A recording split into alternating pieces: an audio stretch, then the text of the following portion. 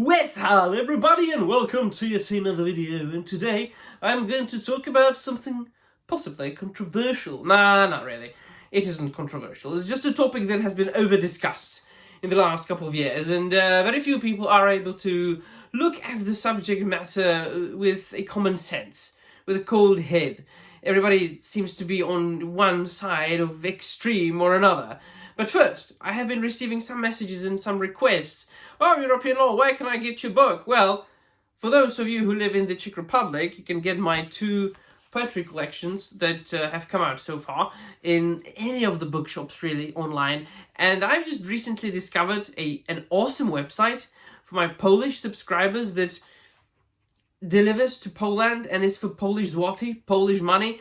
And I'm sure, like, come on, people, like, Polish people, you speak Czech, right? I speak Polish, I understand Polish. Well, my mother is Polish, but that doesn't have to do anything with it. We're all Slavs, we're neighbors, we all understand each other. So, I'll post a link in the description down below to that shops. Buy these books, do a video review about them. I would be very much interested in seeing what my Polish subs, my Polish friends think about these two awesome poetry collections. And now, to the matter of hand. The War of the Rohirrim. Oh yes, it's going to come out in December. The making of this video is in like 2 or 3 months. It's the beginning of October now, and why am I not satisfied with it? So for those of you who are interested in what the true story of the Rohirrim is, I made a video about that. Now, I couldn't have made a better video explaining what the War of the Rohirrim is about, the story that was hinted on in the appendices to The Lord of the Rings, because I just read the passage from the appendices that Tolkien wrote. So I'll post a link in the description down below to that video as well. So, by the way, if I'm coughing or sniffing, I've got an extreme case of cold, and I'm not editing this video. I'm just going to get through this, whatever happens, and then I'm going to go to bed. It's just really, really, really bad cold. So, what I want to say, yeah, why don't I like it? No, it's not because there was a female protagonist. And this is going to be, and just mark my words, I recorded a video 2nd of October 2024. They're going to go there. People on the internet, come December when the movie comes out, are going to be all about, oh, it's got a female protagonist. It's like woke. Well, no. It's not really the problem. The female aspect isn't the problem. And neither is the animation, really, although I have said on multiple occasions that in my own eyes, anime, Japanese anime and Tolkien, they don't go together. And that comes from a man who loves, I don't know, both Tolkien and Japanese comics. So, I am not a hater of one or another. I just say that in my own personal view, own eyes, it's just my own taste. These two things don't go together very well. And I know that there is the Vinland Saga, which is basically Vikings manga and anime, but still doesn't really fit. But I would be able to stomach that. I would be able to say, right, so fine. So the animation style, it's just the visual style. Although I don't like it, I would be okay with it if they didn't pick a character sorry, that was only mentioned in the appendices to The Lord of the Rings, and not even by her name. Just that she's a daughter of Hammerhand. They had to make up a name for her, Hera, which is really a Greek name. I suppose they wanted to go for the typical Germanic alliteration that was also incorporated into Tolkien.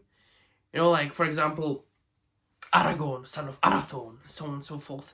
You know, the Germanic literature was very much, or Germanic poetry in general, was very much based on alliteration. It wasn't something that was a law, but it did appear, like, in 90% of all the poetic texts.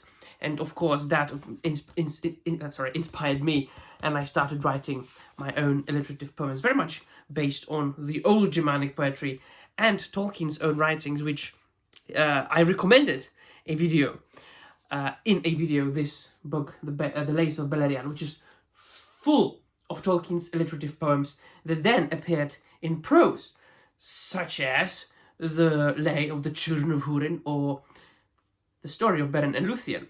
And we're finally getting there, where I wanted to go originally. What I wanted to say is, it's not about the protagonist is female. It's not about the fact that she will most certainly be a badass and ass-kicking character. Just look at Kill Bill.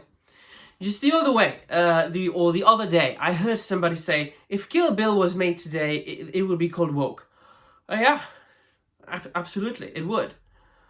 I mean, and you can argue with me, and you can be like, you can be denying it all you like. No, I wouldn't call it what you would call it woke. You would call Kill Bill woke if it was made today. People would absolutely do. Gary, Nedrotics, the Critical Drinker, the Fat Shouty Man, they would all destroy it on their channels for being woke. For having an extremely skilled female who was a blonde chick, and already when she was adult, she learned all these kung fu and the like samurai fencing stuff from like old samurai masters and kung fu masters. They would rip it apart. And I don't know, can you blame them? I don't know. The last couple of years have been kind of like the extreme left oriented, but we have to take into consideration the fact that not everything is woke, not everything has been woke. The word woke itself has been overused so much that many people don't even know what it means anymore. That's why I don't use it anymore, and I don't really like it. I like to criticize things and rate things on their own, as a product, a work of art, standing on its own. And then, of course, if it is an adaptation of something, I quite obviously do take into consideration that work of art upon which it was based. And so then, we are facing this very difficult question. How much faithful does it have to be to the source material?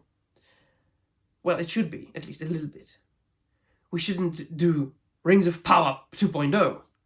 And so far, the War of the Rohirrim looks as if it was Rings of Power 2.0, taking a character who appeared in a line, in a sentence, making an entire movie about it, or about her, about that character.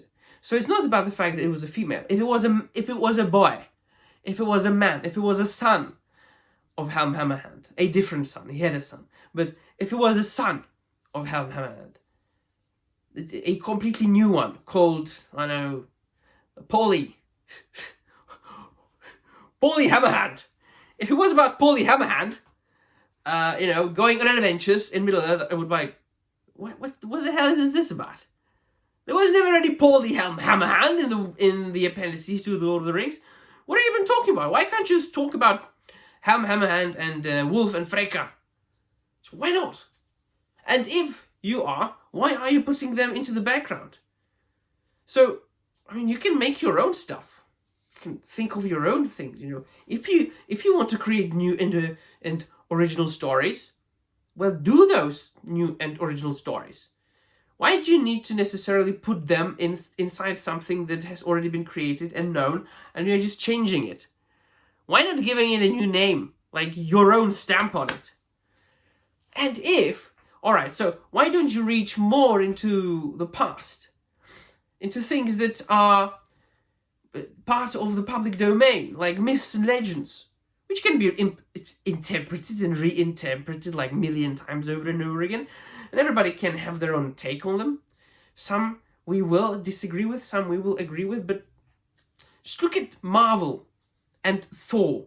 Everybody loves Marvel's Thor, and everybody knows it's really very much far away from the Thor that we find in the most ancient, Germanic texts, well, in Latin really, but about the Germanic peoples. And so, or in Old English, and you know what I mean. So the problem is this unnecessary thinking of something new and putting it into something known and changing it. So it's not about, the fact that it's chick. It's not about the fact that it's anime. It's really about the unnecessary changing of something that all at this point everybody knows and everybody knows about, and everybody knows that you're doing the wrong thing. While instead of that, you could just create something new, like I am. Of course, I've been inspired by million, billion, gazillion things, but there is a very fine line between inspiration and a rip-off, or inspiration and desecration, as I always say when I review the Rings of Power. So I don't know. It's a very strange topic. Adaptations, they don't seem to be very well these days, especially not fantasy adaptations. I would suggest Hollywood stay away from fantasy for a little bit, at least from fantasy adaptations, because it hasn't been good for Tolkien, hasn't been good for Andrzej Sapkowski, hasn't been good for The Wheel of Time, hasn't been good for Willow, hasn't been good for Star Wars, because that's basically fantasy in space, is it not? And hasn't been really good for Dungeons and Dragons. So I would suggest Hollywood just fuck away from fantasy for a little bit, or if so, make your own stuff. Even Game of Thrones, it was good for the first 3 seasons, then look what happened. Right, so let me know in the comments down below what you think. And that'll be all. Thank you very much for watching, and I'm out of here.